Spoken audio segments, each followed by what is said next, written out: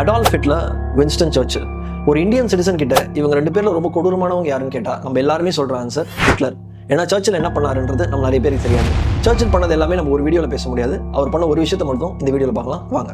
1943 second world war நடக்கிற டைமில் பெங்காலில் ஒரு மிகப்பெரிய பஞ்சம் நடந்தது. இந்த பெங்கால் ஃபெமைன் அப்படின்னு நம்ம ஹிஸ்ட்ரியில் படிச்சிருப்போம்.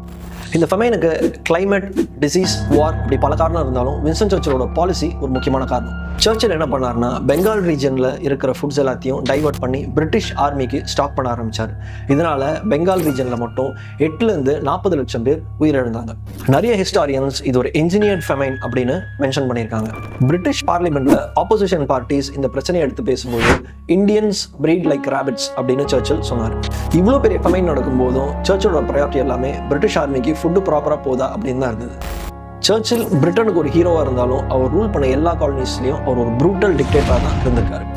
இந்த வீடியோ உங்களுக்கு இன்ஃபர்மேட்டிவாக இருந்தால் உங்கள் ஃப்ரெண்ட்ஸோட ஷேர் பண்ணுங்கள்.